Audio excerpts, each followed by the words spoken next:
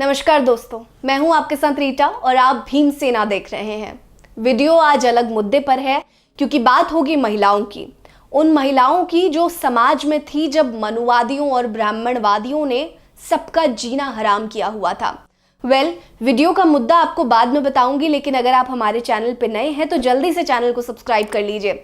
Video पसंद आएगी और टॉपिक अच्छा लगेगा तो कमेंट सेक्शन में जरूर बताइएगा और लाइक करना मत भूलिएगा। चलिए मुद्दे की बात करते हैं। मनुवाद और ब्राह्मणवाद ने हमेशा से महिलाओं को सताया है, महिलाओं को गुलाम माना है, महिलाओं की आजादी का गला घोटा है।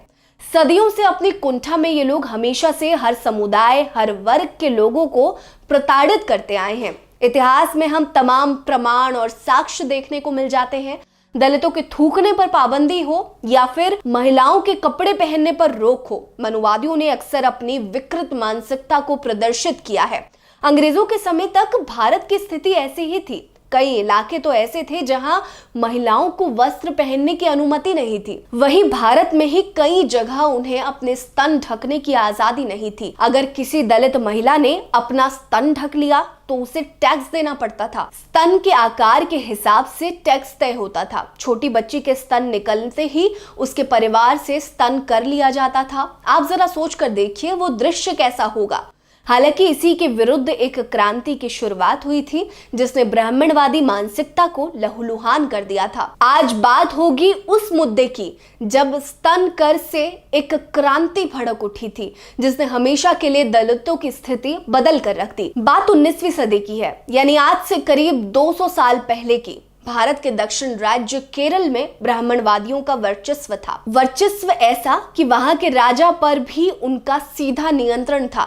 यहाँ तक कि राजा भी मनुवादी ही था। राज्य में नीची जात की औरतों को अपनी छाती ढकने की इजाजत नहीं थी। नंगी छाती को गुलामी का प्रतीक माना जाता था। यहाँ तक कि उच्च जाति की महिलाओं को भी अपने पति के सामने कपड़े पहनने की इजाजत नहीं थी। देश तो अंग्रेजों का गुलाम था ही, लेकिन दलित समाज ब्राह्मणवादियों का गुलाम था और उच्च जाति की महिलाएं अपने घर में ही गुलाम थी, पति की गुलाम थी। दरअसल स्तन कर त्रावणकोर साम्राज्य द्वारा नादारों, एझावरों और अन्य निम्न जाति समुदायों पर लगाया जाने वाला एक प्रमुख कर था। इस घिनौनी प्रथा का विरोध शुरू हुआ 1813 में। नीची जाति की महिलाओं ने बिगुल फूंक दिया और सड़कों पर उतर आई। उनकी मांग थी कि उन्हें भी कुप्पायम पहनने की अनुमति दी जाए। कुप्पायम एक तरह का ऊपरी वस्त्र होता है जिसे उस समय उच्च जाति की महिलाएं पहना करती थी। स्तन कर के विरोध में उतरी महिलाएं 5 सालों तक अपने हक की लड़ाई लड़ती रही, लेकिन मनुवादी मानसिकता से ग्रसित त्रावणकोर का महाराज तिरुनल राम वर्मा ने 1819 में यह फरमान जारी किया कि दलित औरतों को कपड़े पहनने का कोई अधिकार नहीं है। इस फरमान से दलित महिलाओं को निराशा जरूर हुई, लेकिन उन्होंने हार नहीं मानी। ब्राह्मणवादी के खिलाफ उनकी लड़ाई जारी थी। इसी क्रम में काफी बड़ी संख्या में धर्मांतरण शुरू हो गया। हजारों की संख्या में दलित ईसाई धर्म में परिवर्तित हो गए। साल 1820 में त्रावणकोर में एक ब्रिटिश दीवान कर्नल जॉन मुनरो ने उन सभी दलित औरतों को कपड़े पहनने की इजाजत दे दी जो धर्मांतरण करके ईसाई बन गई थी। लेकिन मुश्किलें अभी खत्म नहीं हुई थी। कर्नल जॉन के इस फरमान का ब्राह्मणवादियों ने जमकर विरोध किया। इसके विरोध में आंदोलन तक हो गया। उच्च जाति के लोगों ने इसकी यह कहते हुए निंदा की कि यदि दलित महिलाएं कपड़े पहनने लगी तो हमारी महिलाओं और उनके बीच का फर्क क्या रह जाएगा। ये बवाल इतना बड़ा कि ब्रिटिश अधिकारी को अपना फरमान वापस लेना पड़ा। इसके बाद विरोध कर रही सारी महिलाओं का शारीरिक शोषण किया गया। हालांकि अब महिलाओं ने ठान लिया था कि भले ही कुछ हो जाए वो पीछे नहीं हटेंगी और अपने अधिकार को लेकर रहेंगी। 1813 में शुरू हुआ यह आंदोलन अब 1829 तक पहुंच चुका था। दलित महिलाओं की इस लड़ाई में अब ईसाई औरतों के साथ साथ उच्च वर्ग और अन्य वर्गों की महिलाएं भी उतर गई थी। अब ब्राह्मणवादियों ने इसका ठिकरा ईसाई लोगों के ऊपर फोड़ना शुरू कर दिया।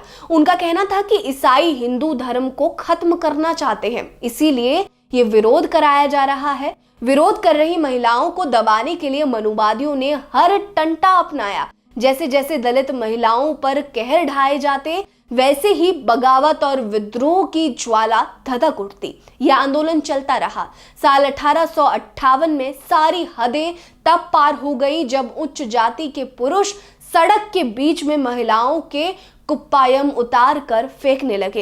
एक बार सरकारी कर्मचारी ने नाडर औरतों के कुप्पायम अपने हाथों से फाड़ दिए थे। ब्राह्मणवादी मानसिकता का विरोध कर रही इन औरतों में नंगेली नाम की एक औरत थी। अपने समुदाय के ऊपर हो रहे अत्याचार से उसका खून खौल उठा। पति ने नंगेली के विरोध में साथ देने का फैसला किया और अगले ही दिन नंगेली अपने स्तन ढकने लगी। धीरे धीरे ये बात आगे बढ़ती रही कि नंगेली नाम की एक महिला अपनी छाती ढक रही है लेकिन टैक्स नहीं दे रही। फिर क्या था, सरकारी अधिकारी टैक्स लेने उनके घर आ पहुंचे।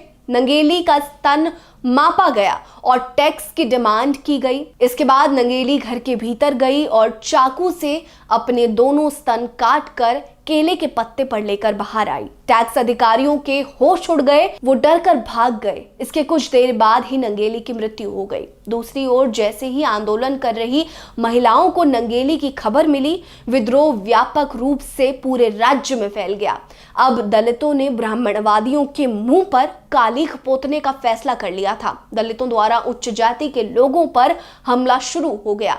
ब्राह्मणवादी मानसिकता पर प्रहार करते हुए कई मोहल्ले फूंक दिए गए। हालात बद से बदतर हो गए। इसी बीच त्रावणकोर के राजा के पास हिंसा रोकने के लिए मद्रास के गवर्नर का आदेश आया। दलित महिलाओं की इस क्रांति को इतिहास में चन्नार क्रांति के नाम से जाना जाता है। स्तन ढकने के अधिकार के लिए उनका ये लंबा प्रयास सफल भी रहा। 26 जुलाई 1859 को त्रावणकोर के महाराजा ने फरमान जारी करते हुए दलित औरतों को स्तन ढकने का अधिकार दे दिया। तब भी उन्हें सिर्फ कुप्पायाम जैसे कपड़ों से खुद को ढकने का अधिकार मिला। ऊंची जाति की औरतों की तरह साधारण कपड़े पहनने की हक उन्हें अभी भी नहीं मिले थे।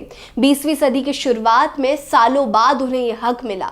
आपको जानकर आश्चर्य होगा कि समाज में अखल जलाने वाली दलित महिलाओं की इस क्रांति को मोदी सरकार ने एनसीईआरटी के स्कूली किताबों से हटवा दिया है। ये वीडियो आपको कैसी लगी हमें कमेंट सेक्शन में जरूर बताइएगा। बने रहिए हमारे साथ। नमस्कार।